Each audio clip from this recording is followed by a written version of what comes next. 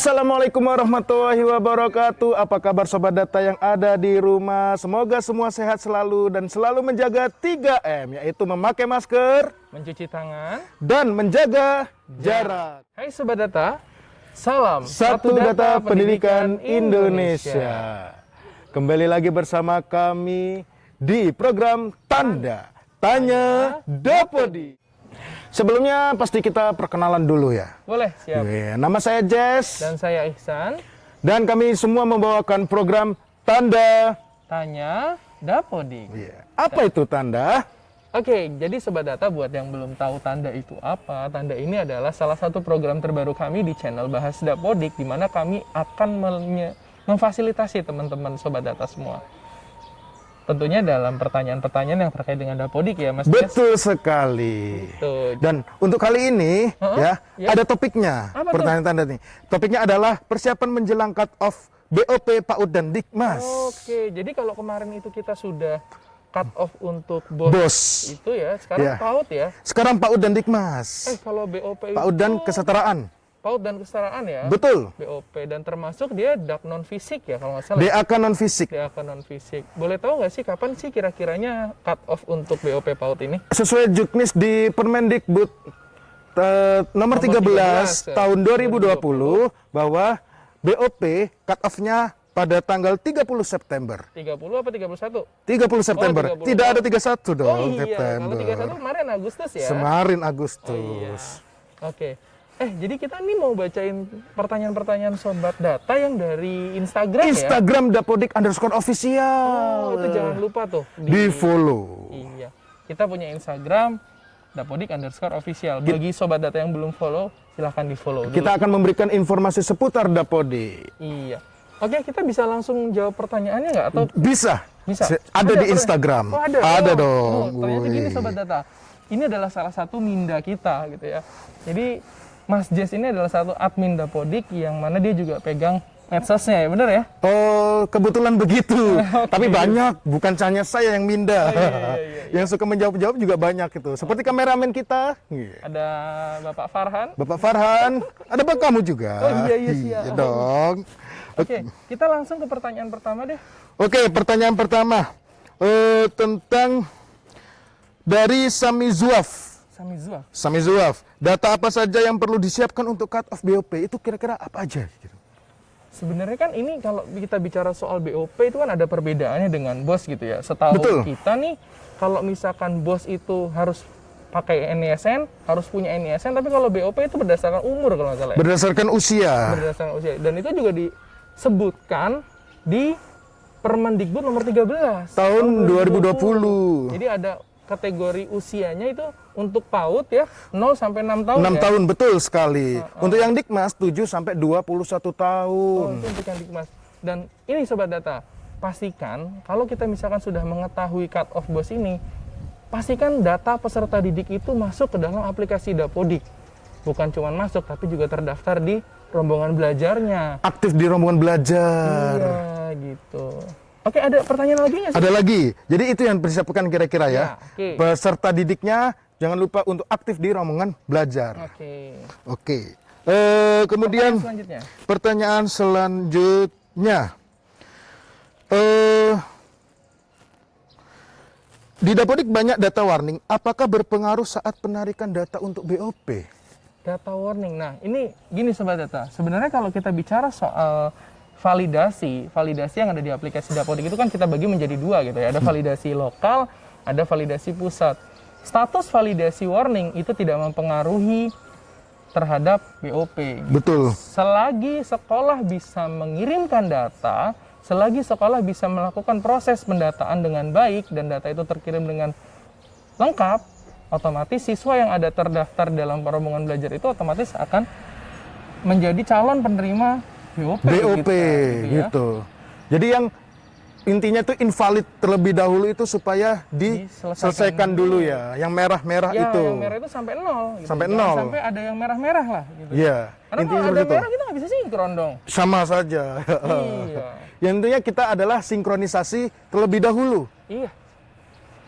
Ada lagi? Ini tadi pertanyaan dari boy_budi. Oke. Pasti ada lagi karena Minda ini pasti haus dengan jawaban-jawaban Minda. Sobat data dong. Sobat data, bukan iya. Minda dong. Kita kan kasih jawaban, Bos. Sobat data yang ada di rumah ini pasti haus dengan jawaban-jawaban di Minda. Kemudian ada lagi nih dari Kadek Dewi Wahyuni. Kadek namanya kayak dari Bali ya. Iya, pasti dari Bali nih. Menghapus ruang di Sarpras gimana caranya Minda? Oke. Sarpras ini juga biasanya banyak terkendala nih Ini di Sobat sebenarnya Data. saya sebenarnya pengen ngasih kayak sedikit tutorial gitu cara menghapus itu lengkap. Kita pakai aplikasi Dapodiknya gitu. Iya. Tapi kalau misalkan step by step, ini saya bisa terangkan sedikit gitu. Jadi gini, teman-teman Sobat Data gitu ya, teman-teman yang ada di sekolah semuanya, terkait dengan penghapusan ruangan, itu kita tidak bisa menghapus secara langsung. Karena yang namanya ruangan pasti berkaitan erat dengan bangunan. Bangunannya.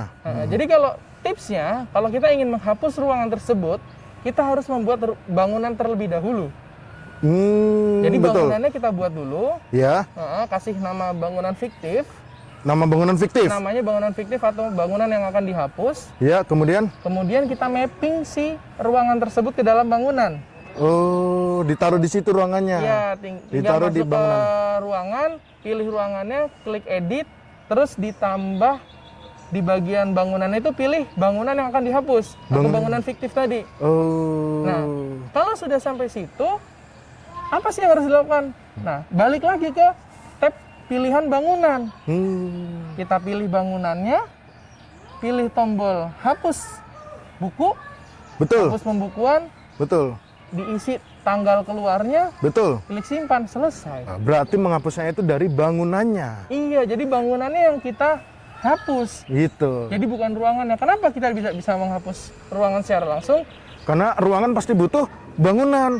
Pasti harus ada bangunannya. Ya, kaitan erat dengan bangunan dan ada atribut-atribut longitudinal yang ada di ruangan tersebut yang tidak bisa kita hapus secara langsung. Iya. Gitu. Jadi gitu ya Sobat Data caranya. Kita pilih dulu ruangannya, kita mapping ruangan tersebut ke bangunan yang akan dihapus, kemudian kita hapus buku bangunan tersebut, isi tanggal keluarnya, hapus tanggal hapus bukunya, kemudian klik simpan, selesai. Dengan otomatis ruangan tersebut akan tidak ada lagi gitu. Tidak ada lagi. Ada lagi nih pertanyaannya nih. Banyak. Oh, banyak ya. Saya sudah bilang mereka tuh haus dengan jawaban. Oh my God. Iya. Ada lagi nih. Dari Dewi_Amelia 15. Tidak bisa buka aplikasi Dapodik karena passwordnya salah. Itu solusinya gimana kalau password salah itu? Ya kan udah jelas tuh passwordnya salah. Iya. Gitu. Passwordnya Kalau misalkan salah. Passwordnya salah ya mau nggak mau harus Benarkan. dibenerin. Semua juga harus dibenerin, Iya, Pak. iya betul. Cuman gini, kalau misalkan ada yang perlu kita cek gitu ya. Kalau misalkan dia sebelumnya memang belum registrasi, ya udah tinggal registrasi ulang aja gitu, uninstall aplikasinya. Uninstall aplikasi, Iya. Berarti registrasi passwordnya salah aja nggak bisa masuk ya? Nggak bisa masuk. Jadi gitu. uninstall aplikasinya. Iya. Kemudian gini, yang perlu diperhatikan ketika username passwordnya salah itu sebenarnya apa sih? Koordinasi sama dinasnya. Nah itu dia, Ya, koordinasi dinasnya- dengan dinas. Karena gini loh, banyak banget kasus saya tidak bisa registrasi. Ternyata ketika kita cek, gimana mau registrasi? Akunnya aja belum didaftarkan sama dinasnya. Ini kaitannya sama yang kemarin kena cleansing itu loh. Oh iya. Iya. Dengan cleansing password, username dan password Username itu ya. kan ada sekitar 11.734 gitu ya kalau nggak salah. Lengkap sekali, Ya, iya dong. detail Kalau sekali. masalah angka insya Allah saya ini. Gitu. Wih, mantap itu. Itu kenapa kena cleansing biasanya itu? Iya, karena kan gini, kemarin kita udah jelaskan dong, kalau misalkan kita terkena cleansing itu banyak karena misalkan akunnya memang ganda gitu Ya, akun kan. ganda. Akun ganda, emailnya email fiktif. Fiktif itu yang tidak aktif. Email gmail.com itu jadi gmail.co. Nah, nggak bisa kan. Nah, itu tidak lengkap. Banyak sih kayak gitu cara ininya. Banyak ya. Kan udah dijelasin di video-video sebelumnya. Nanti coba dicek aja di Coba dicek YouTube di bahas video-video Dapodik bahas itu di Dapodik. sebelumnya ya. Ya. Oke. Cukup? Ada lagi? Oh, ada. Ada lagi ya? Oke, Oke. siap. Kita sih santai aja ya. Jangan terlalu serius-serius banget gitu. Iya, santai. Ini dari ada Deborah Marianti. Oke. Dari Sebenarnya sudah usia juga ya, nggak kelihatan gini ya. Guru saya itu di Dapodik statusnya non induk. padahal di sininya induk, di sekolahnya induk. Oke. Gitu, harusnya. Induk dan non-induk ini bisa diakomodir oleh teman-teman semua yang ada di dinas pendidikan. Perlu diketahui, ini mungkin banyak orang yang nggak tahu gitu ya. Kalau misalkan sebenarnya untuk jenjang SD SMP itu kan bisa koordinasi sama dinas pendidikan kabupaten kota, SMA SMK SLB itu ke dinas pendidikan Kabupaten kota, provinsi. SMA dong. SMK SLB, iya Kalau betul. yang PAUD Dikmas PAUD Dikmas itu di kabupaten kota tetap. di kabupaten kota tetap ya. Tahu nggak sih ini ada aturannya di mana? Di mana itu? Ada di Undang-Undang Nomor 23 tahun 2014 tentang pemerintahan daerah. Jadi mekanisme pengelolaan pendidikan atau manajemen pendidikan itu sudah diatur sesuai undang-undang tersebut. Oh, begitu. Baru tahu ya? Hah? Saya baru tahu. Oh, iya. Nggak apa-apa. Minda juga pasti baru tahu. Karena kita memang haus akan ilmu. Iya, jadi harus diserap ya. Iya, harus diserap. Menyerap nih kayaknya. Menyerap makanan aja. Oh iya. Oke, satu lagi ya pertanyaan ya. Satu lagi, oke siap, boleh. Satu lagi, saya cari yang menarik dan beda dari yang lain. Apa tuh? Min, kalau dari ini, Anita Madiana, oke. Min, kalau ada siswa kelompok B yang mengulang, tapi hilang datanya dari lokal gimana? Kelompok B itu kan kita luluskan bersama, Lulus server. bersama. Tapi sebenarnya dia masih mengulang. Biasanya terkait dengan usianya belum mencukupi untuk SD, gitu. Oke. Gitu. Jadi intinya ini sih dia belum bisa masuk ke SD karena dan usianya harus lanjut sekolah di sekolah itu gitu kan, mengikuti pelajaran di sekolah situ tingkat kelas B gitu. Nah, ini gampang banget. Gimana caranya itu? Ke dinas juga tapi. Ke dinas juga. Nah, nanti yang dilakukan kita misalkan kadang-kadang kan bingung ya ke dinas itu bicaranya gimana gitu ya. Iya, kan itu kenapa? bingung gitu. Kadang-kadang dinasnya juga belum tentu semua teman-teman dari dinas itu nangkep pertanyaan operator. Iya. Jadi gini, kalau misalkan ada siswa yang mengulang atau siswa tidak lulus gitu ya, bahasanya mungkin bisa ke dinas untuk tolong mengaktifkan kembali siswa yang sudah lulus gitu. Baik itu diluluskan secara bersama atau ada kesalahan dari operator. Tiba-tiba malah salah ngeluarin anak itu banyak. Salah ngeluarin anak. Iya. Ya, kepleset ini tombol mouse-nya. Iya. Gitu. Jadi harusnya keluar atau mutasi ini jadi dikeluarkan gitu. Dikeluarkan. Nah, itu bisa diaktifkan kembali di dinas pendidikan setempat. Untuk dari PD keluar diaktifkan ke PD aktif. Sebenarnya itu ada sejarahnya kenapa kita berikan untuk mengaktifkan kembali itu ada di dinas, Mas Yes. Tahu nggak? Sejarahnya gimana itu? Kenapa ya? Jadi gini. Dulu itu ketika tahun 2018 banyak sekali sekolah yang markup gitu. Markup menambahkan siswa. Iya, harusnya kan siswa itu sudah lulus nih. Iya, harusnya udah lulus. Harusnya sudah lulus kan?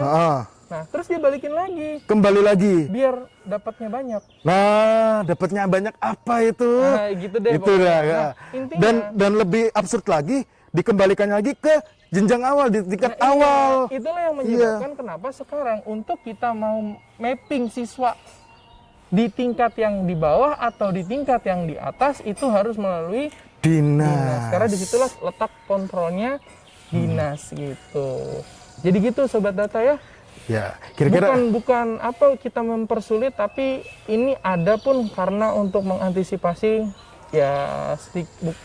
mengantisipasi hal inilah. Karena kita lebih sekarang Dapodik ini sudah berapa tahun kira-kira? 9 tahun. 9 tahun dari 2011 ya. Kan kita sudah saatnya untuk meningkatkan kualitas datanya. Bicara soal kualitas data, jangan lupa nih Sobat Data yang sudah selesai bosnya, BOP-nya, verifikasi akunnya, apalagi nanti buat sertifikasi atau tunjangan guru-gurunya. Betul. Jangan dilupakan untuk meningkatkan kualitas tingkat kerusakan sarana prasarananya. Iya, kondisi sarana dan prasarana juga jangan dilupakan. Iya. Oke, Sobat Data. Kira-kira sudah kenyang dengan jawaban-jawaban dari kami? Apa kenyang melihat kami? Sudah pasti. Udah mulai jenuh juga melihat kami. Begitu. Begitu dulu Sobat Data. Tetap kita mengingatkan bagi Sobat Data di rumah untuk melakukan jaga 3M. kesehatannya 3M. Ya. Memakai masker, mencuci tangan, dan menjaga jarak. gitu ya. Oke, Sobat Data, terima kasih. Salam Satu Data Pendidikan Indonesia.